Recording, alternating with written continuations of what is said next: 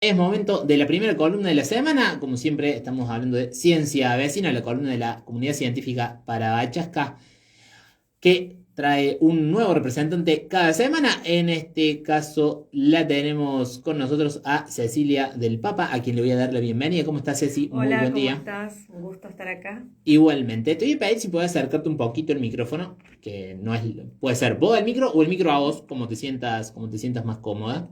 Eh, a ver ahí. ¿Está bien? Que me diga que me diga. ¿Está bien? Ahora sí, Bueno, ahora sí, ahora hola. se te escucha bien. ¿Cómo estás, Ceci? ¿Todo bien? Todo bien, mucho gusto, muy contenta de estar acá. Y también el gusto de recibirte y tener a un nuevo integrante de la comunidad científica. Siempre está bueno que se vaya sumando gente nueva. Después ya hace más de un año que está esta columna al aire. Así que contentos de tenerte por acá. Bueno, para el que quiera conocer de qué se va a tratar la columna de hoy, Ceci es geóloga, trabaja en el Centro de Investigaciones en Ciencias de la Tierra y la columna de hoy, dentro de las amplias temáticas que abarca la geología, va de la mano de la reconstrucción de paisajes antiguos, que es en lo que ella se ha estado especializando y ha estado investigando en estos últimos años. Te pregunto como para disparar, ¿en qué territorios te has basado para investigar sobre esto? ¿Y cuál es la función, si es que hubo alguna inicial, al momento de comenzar con estos estudios? Bueno, en primer lugar, decirles que como investigadora del CONICET, hace más de 35 años que estoy trabajando como investigadora. Como vos dijiste, la geología abarca una diversidad de especializaciones dentro de la profesión. En mi caso, la sedimentología, que suena un poco raro, un nombre extraño, pero los que nos dedicamos a la sedimentología somos geólogos que miramos, valga la redundancia, sedimentos. Ujú. Después puedo explicar un poquito de qué se trata. Y desde que inicié mi carrera, trabajé básicamente en el noroeste argentino, en las provincias de Salta y Jujuy, con algunas breves incursiones en el sur de Bolivia. Ujú. Y en este trabajo y mirar los sedimentos, básicamente lo que uno hace es trabajar con rocas sedimentarias que en el norte están muy bien expuestas, no Sí, así en la provincia de Córdoba. Y a partir de mirar estas rocas, uno puede, como dice el título de esta charla, de esta columna, reconstruir el paisaje. Entonces, bueno, toda mi experiencia básicamente, más allá de mi disciplina, es trabajar en el norte argentino. bien. Y a partir de lo que vos encontraste, del material que vos ya encontró en el sedimento, ¿qué se puede evaluar o qué se puede vaticinar que existía anteriormente? Claro, a eso va. Parte de lo que uno hace es, bueno, parte del interés de lo que trabajamos en ciencias de la Tierra es la reconstrucción del planeta, es Ujú. decir, un poco hablar y poder descubrir la historia del planeta en el que habitamos. Sí. En parte de esta reconstrucción de la historia es mirar los paisajes antiguos y cómo estos fueron evolucionando con el tiempo. En el mirar el paisaje y cómo reconstruir, aunque parezca tan extraño, parte de lo que ha sucedido en el pasado queda registrado en las rocas. En los sedimentos, y podemos explicar de que cuando hablo de sedimentos de qué se trata, los sedimentos son el material suelto que viene de la destrucción de otras rocas, de la desintegración, la fragmentación de otras rocas. Y como ejemplo podemos poner algo que a los habitantes de Altagracia y de toda la zona de Parabachasca es fácil, que es el río Anizacate, por ejemplo. Ujú. El río Anizacate lo podemos tomar como nuestro modelo para explicar. El río Anizacate nace en las Sierras Grandes y cruza y atraviesa las sierras chicas. El río, al ir atravesando las sierras, que están formadas por rocas duras, las va desarmando. Y podemos ver parte de esas rocas duras. Cuando uno va al río Nizacate ve playitas de arena y ve rocas. Sí. ¿No es cierto? Bueno, parte de esas rocas son esas rocas preexistentes que forman parte de las sierras, que hoy están expuestas en las laderas o en las orillas del río Nizacate, pero esa roca dura se va desintegrando despacito, muy lentamente, con el accionar del agua, pero también con el accionar de las plantas. Muchas veces todas las plantas que crecen en las orillas, las raíces van penetrando en pequeñas fisuritas que tienen esas rocas duras, sí, y las va ayudando a que se desarme. Entonces, las playitas de arena, donde tomamos mate en los veranos, provienen de la acumulación de esos pequeños fragmentitos en los que se van rompiendo las rocas duras. Eso, playitas de arena, son los sedimentos. Esos sedimentos, que hoy es arena suelta, que tiene distintos tamaños, porque hay veces que vemos que hay una arena finita, otras veces la arena es más gruesa, otras veces tiene pedacitos de roca. Con los millones de años se pueden transformar en rocas duras. Entonces, esos sedimentos, con millones de años, se transforman en rocas sedimentarias. Cuando uno mira las rocas sedimentarias, puede ver marcas o puede ver huellas que ha dejado el agua o que ha dejado las plantas. Entonces, si yo miro en el futuro de millones de años el río Nizacate, puedo ver que el río Nizacate, o puedo deducir que el río Nizacate sí, discurría por rocas de un tipo o de algún tipo, en este caso metamórficas, que no vienen al caso, pero bueno, puedo decidir o puedo ver el tipo de energía con el que corría el río Nizacate, y puedo ver hacia dónde corría el río Nizacate y de dónde provenía el sedimento que estaba destruyendo, o que estaba de las rocas que estaba destruyendo. Entonces hay un proceso de mirar las rocas sedimentarias e ir hacia atrás, a reconstruir el río Nizacate hacia atrás. Veo que el título de la columna, al menos el que me pasó Jime, a quien le mando un saludo, siempre articula esta columna, y lo tuvimos presente en el estudio la semana pasada, plantea la disyuntiva de si sirve, y en caso de que sirva, ¿a quién le sirve? ¿Qué conclusiones, si es que hay, encontraste respecto a eso? Bueno, esto sí es una pregunta, porque cuando alguien en general surge porque cuando yo cuento, bueno, Cecilia, y vos, ay, qué lindo, ¿y qué investigas? Y bueno, no, yo soy sedimentóloga y reconstruyo los paisajes antiguos. Y te miran con una cara un poco rara diciendo, ¿y esto qué es? ¿Qué significa? ¿Para qué sirve que vos hagas esto y estudies esto? Y en esto que yo puse el ejemplo del río Nizacate, también puedo poner el ejemplo de un lago, y puedo reconstruir el lago, y puedo ver las dimensiones que tenía el lago, y puedo saber si el agua que tenía era dulce o salada, si era un lago donde además crecía vegetación en las orillas, o si había algas en ese lago.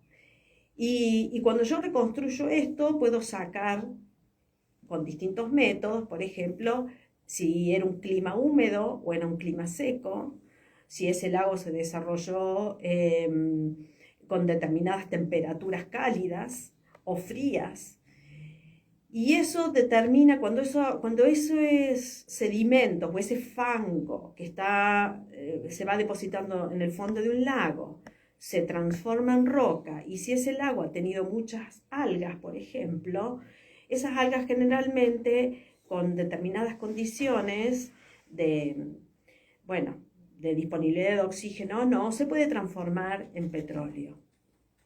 Y puede ser lo que se llama roca madre de un petróleo.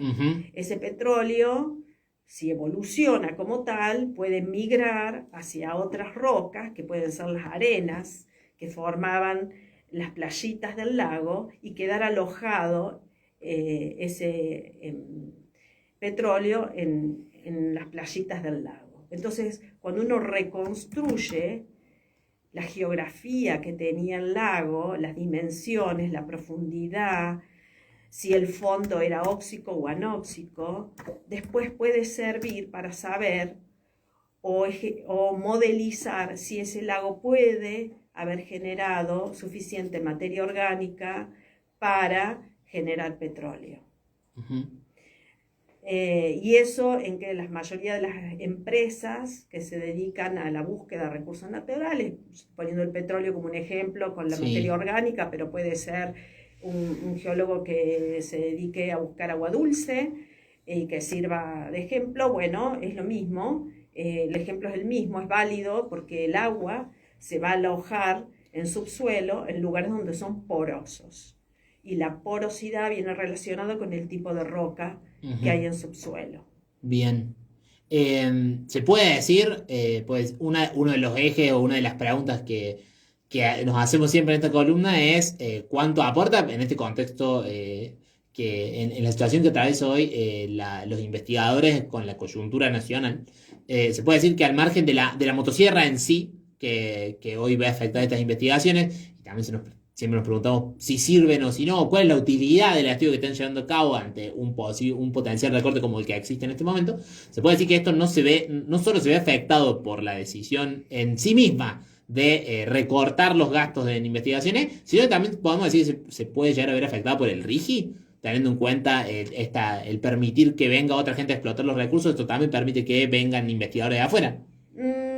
¿O no lo percibí de esa forma? En la investigación, generalmente la investigación es colaborativa, la mayoría de las veces, así como en un momento, la mayor parte de los grupos de investigación son multidisciplinarios. Sí. Generalmente los investigadores colaboramos, más allá de que yo esté hoy en Córdoba, trabajando, colaboro y trabajo con gente de otras universidades del país, pero también con gente de otras universidades de otros países.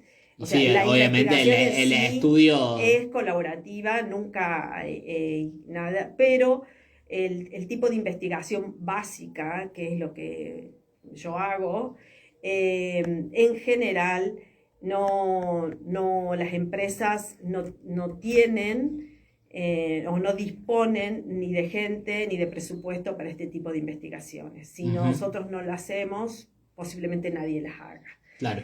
Entonces es parte de un conocimiento que uno aporta a la sociedad en general que de otro modo no lo tendríamos. Las empresas no destinan dinero a esto ni tiempo. Bien. Entonces, y al mismo tiempo las empresas requieren de estos servicios. Y lo requieren, sí, lo requieren. Lo requieren porque lo necesitan para proyectar su trabajo, bueno, los objetivos que la empresa tenga. Sí, por supuesto. ¿no? Pero sí, lo requiere y bueno, uno aporta en ese sentido. Bien, porque venimos hablando también en las últimas columnas en esta articulación, que no lo venimos tocando en las primeras ediciones, en esta articulación que tiene la investigación, en este caso a través del CONICET, a través de otros institutos financiados por el Estado, con el sector privado, y la importancia que el sector privado le da a estas investigaciones que hacen que funcione y tenga una utilidad y cree esa necesidad de financiamiento, justamente, porque es un facilitador y un aportante a la dinámica empresarial, podemos decir. Exactamente, ese es un poco también el sirve, no sirve y a quién le sirve. Esto de lo que yo trabajo, que me lleva muchísimo tiempo reconstruir el paisaje de una zona en un determinado tiempo, porque tampoco uno es que reconstruye todo, sino que toma un determinado tiempo, que pueden ser a lo mejor 5 millones de años atrás, 10 millones de atrás, 15 millones de años atrás. Yo actualmente estoy trabajando con reconstrucción de paisajes de 30 millones de años atrás. Decir, bueno, ¿a quién le sirve? Bueno, no sirve. Sirve porque no es lo mismo, vuelvo a poner un ejemplo que hoy es muy cuestionado y hay en disputa, pero que es realidad, el tema de los salares y el litio en la puna. Sí. Parte de lo que yo reconstruyo y he podido reconstruir es desde cuándo hay salares en la puna y qué dimensiones tenían y dónde estaban. Que no son exactamente los mismos salares que vemos hoy en la geografía actual. Bueno, eso, si no lo hacemos nosotros, no lo hace nadie. Y las empresas, más allá de cuestionemos o no la extracción hoy del litio, eh, necesitan de estos estudios para saber a dónde buscan litio.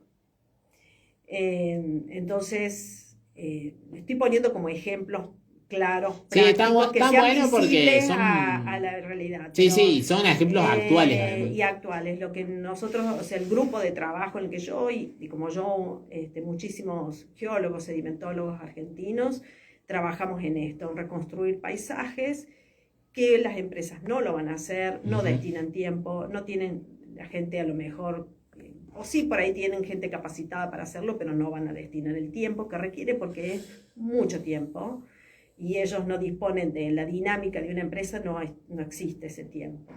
Entonces sí toman los estudios que tenemos o toman los trabajos que nosotros hacemos o a través de CONICET nos pueden contratar como consultores para determinadas decisiones que tiene que tomar una empresa. Bien, y en el caso particular de tus investigaciones, ¿cómo se planea el futuro mediano, cercano, lejano? Muy difícil, es muy, muy difícil. Realmente en los últimos años casi que no hemos podido... El trabajo que nosotros hacemos es básicamente de campo. Tenemos que ir a las zonas de trabajo y hacer relevamientos de este tipo de rocas y prácticamente no estamos saliendo al campo a trabajar. Estamos hoy por hoy trabajando con datos que hemos obtenido de años anteriores. No estamos iniciando nuevos proyectos porque bueno, entre eso no tenemos financiamiento, o sea, no tenemos nada, desde hace 2 años no tenemos nada de financiamiento y también en eso es muy difícil porque tampoco podemos proponer nuevos becarios que puedan continuar con nuestro trabajo. La investigación sirve cuando uno, que se ha formado después de muchos años, yo ya soy una investigadora principal dentro de CONICET, he formado becarios y hay grupos de trabajo que son los que tienen que continuar mi tarea una vez que yo me retire y me jubile. Eso es una cadena y la investigación y el conocimiento se basa en llegar a un punto y que después otros continúen sobre la base de lo que uno hizo. El conocimiento es un continuo y hay veces que en estos momentos de crisis se rompe, se quiebra esa continuidad. Y eso es una pérdida en muchísimos años de trabajo y de inversión. En tu caso particular, ¿te tocó ser la continuadora de una investigación? Sí, por supuesto. Mi director de tesis fue el que me inició en la sedimentología y yo continué con este trabajo y tengo becarios a mi cargo que continúan y van a continuar cuando yo ya me retire, me jubile. El hecho de que hoy no podamos pedir o no podamos solicitar o podamos ofrecer becarios, que son becarios, es el eslabón inicial en las tareas de investigación, quien hace generalmente su trabajo de tesis. En este momento hace ya 2 años que no podemos pedir, no hemos solicitado nuevos becarios porque no tenemos financiamiento. No podemos ofrecer un trabajo a alguien que después no lo podamos financiar para que desarrolle sus tareas. Y en tu caso puntual, hablo de la situación con el CONICET, porque nos ha tocado hablar con muchos becarios, han venido muchos becarios que trabajan o para sus investigaciones las desempeñan en otros lugares, que son por ahí los que le dan ese sustento, pero desde su rol en el CONICET es el de becario, con muchos que la semana que viene caduca, en el mes que viene caduca. En tu caso como investigadora, ¿cómo es la situación? Porque no he podido, no recuerdo habérselo preguntado a investigadora del CONICET cómo es la situación respecto a la situación salarial, la situación laboral en sí.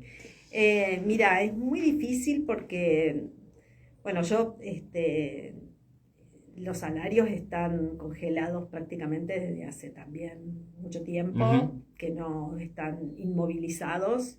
Y el último presupuesto no les dio ningún lugar, ¿no? No tenemos, pero no existe. Hay veces que es muy básico. Lo que por ahí la gente no sabe es que el trabajo de investigación es un trabajo que no tiene horario. Yo como geóloga y trabajando básicamente en el campo, me puedo pasar semanas, feriados, fines de semana, cumpleaños de hijos en el campo trabajando. Eh, la última campaña que tuve que ir al noroeste lo hice con mi auto particular, porque no teníamos forma de pagar. No tenían fondos para... No teníamos fondos, así que yo, mi auto particular, salí al campo a trabajar.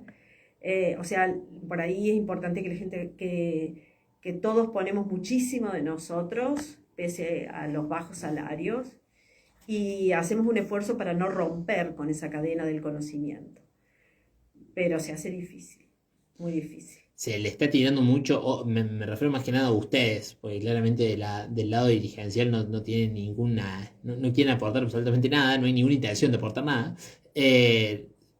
Ustedes están respaldándose mucho en la vocación del servicio hoy por hoy. Es mucha vocación, mucho esfuerzo personal. Yo lo digo porque no soy yo solamente la que pone un auto particular para ir a trabajar, sino que somos la mayoría. Es común que además tengamos de nuestro salario pagar algunas cosas relacionadas a nuestro trabajo, y la mayoría trabajamos sábado y domingo. Entonces va mucho con el compromiso personal a nuestra profesión y a nuestra vocación de investigar, de mejorar el conocimiento. ¿Cómo se hace desde el lugar de ustedes para respaldar y fomentar este mensaje al margen, por ejemplo, de lugares como este, que son para expandir las voces, de enviar ese mensaje de respaldo y de fomento, de la importancia del fomento del conocimiento en esta coyuntura donde la ignorancia está proliferando y en una expansión, creo que al menos en mis 33 años no lo vi nunca de esta forma. No, en eso coincido con vos, es llamativa realmente la forma en que se pone en duda el conocimiento, se cuestiona, y cuando uno habla de conocimiento, habla porque hay métodos y hay evidencias para sostener lo que uno dice o lo que uno propone, ya sea en la geología, ya sea en otras disciplinas. Investigar se investiga en todas las disciplinas. Todas lo hacen en base a datos concretos que se usan como evidencia para soportar o sostener una propuesta que hace que mejore o que se refina la forma de pensar o de conocer sobre ciertas cosas.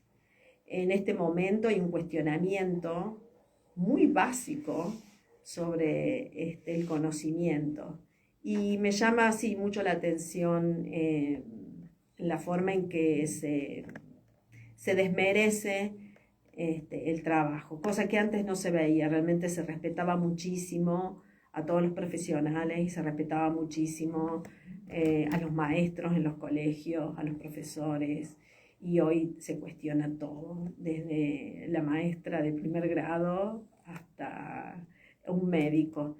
Y eso es realmente triste en una sociedad, porque estamos parados donde estamos y tenemos las posibilidades incluso de trabajar, de viajar, en función de lo que ha avanzado el conocimiento y la tecnología. Estamos viviendo una sociedad con en base al conocimiento. En todo lo que hacemos, desde el celular que usamos, la transmisión que estamos empleando en este momento, todo tiene conocimiento que se hicieron años atrás y hoy se ponen en práctica, en todo sentido. Y que eso se ponga en duda cuando lo estamos utilizando es llamativo. Bien, Ceci, te llevo nuevamente a la investigación para ya ir dándole un cierre a la columna. Primero te consulto si quedó ahí algún dato en el tintero que no hayas podido mencionar. Es momento para que lo menciones. Eh, Porque nos fuimos un poco por las ramas. sí. No, ahora no se me ocurre, no. Bien, eso era por un lado. Y por el otro, teniendo en cuenta, vuelvo a la cuestión. A la cuestión de la reconstrucción de los paisajes, de los paisajes antiguos. ¿Cómo se puede hacer para que, bueno, ya hablaste un poco de la cuestión colaboracionista hablamos de la cuestión colaboracionista con el sector privado? ¿Cómo hacer para optimizar esta cuestión, esta hipótesis o esta pregunta que se hace, que es a quién le sirve? ¿Cómo optimizarlo para que eso le sirva al país? Bueno, En la cuestión fáctica, en la cuestión ejecutiva. Sí, sirve en todos los aspectos. Es decir, yo cuando digo, bueno, no nos damos cuenta, pero vivimos y miramos paisajes que se fueron formando a través de millones de años. Si vamos a pasear a la Patagonia y vemos los lagos que se formaron a través de los procesos glaciares que ocuparon en algún momento la Patagonia, y la desglaciación dejó esos lagos hermosos en los que uno por ahí tiene la posibilidad de ir y conocer. Todo paisaje que vemos es una continua evolución del planeta y de la superficie del planeta, y muchas veces elementos que provienen del interior del planeta, como es, ¿no es cierto?, los volcanes y el magma que extruye y forma también paisajes volcánicos. Toda esa continua evolución que va cambiando permanentemente y con los millones de años va cambiando, es que uno lo puede llevar al pasado y reconstruir. Y si en un lugar había mares o había continentes, sirve, como te digo, para reconstruir la historia del planeta, para saber cómo era el paleoclima, es decir, cómo era el clima en ese momento. Se utilizan muchas veces los conocimientos del paleoclima para proyectar cómo puede ser el calentamiento global hacia adelante. Uno de los periodos greenhouse que se conocen han ocurrido varias veces a lo largo del transcurso del planeta. Hoy hay métodos científicos que permiten incluso determinar las temperaturas máximas que alcanzó el planeta hace 54 millones de años atrás, y teniendo ese dato uno puede saber o puede proyectar cómo puede evolucionar la temperatura del planeta hacia adelante.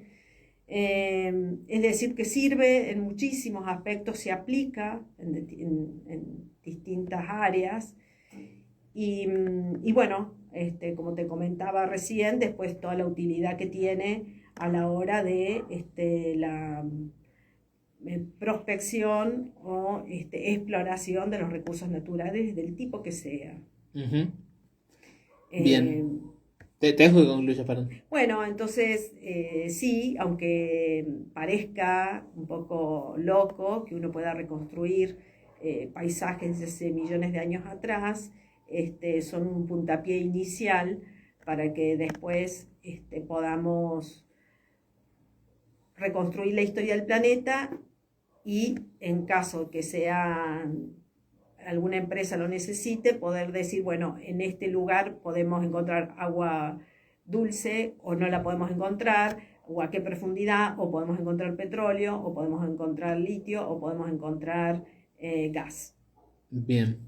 Bueno, entonces ahí queda bastante explícita la cuestión y cómo puede ser utilizada para darle un uso productivo. Cecilia, muchísimas gracias por la visita a Radio Tortuga. Espero te hayas sentido cómoda. No, que muy haya cómoda. podido... Muchísimas gracias a ustedes por el espacio que nos permite a nosotros, que nos dedicamos a esto con tanta pasión, poder contar. Por favor, te esperamos pronto cuando la rueda gire. Te esperamos de vuelta para profundizar un poquito más, bueno, o actualizar gracias. Y ver en qué estás en ese momento. Muchísimas gracias, Ceci. Nosotros vamos a hacer una nueva pausa en el que no se te escape el día de hoy, la última ya, son las 11:35. Nos vamos a un nuevo encuentro musical. ¿Qué vamos a escuchar, Kim? sabés lo que me costó elegir algo. Espero que esté bueno el tema de corazón. El tema se llama Sweet Geology o The Mineral Song. Bien. El grupo, me parece muy divertido el nombre, de Academics Rock, se llama el grupo. Bueno. Así que veremos qué nos depara. Perfecto, nos vamos entonces a la última pausa del programa de hoy y ya volvemos para cerrar, que no se te escape.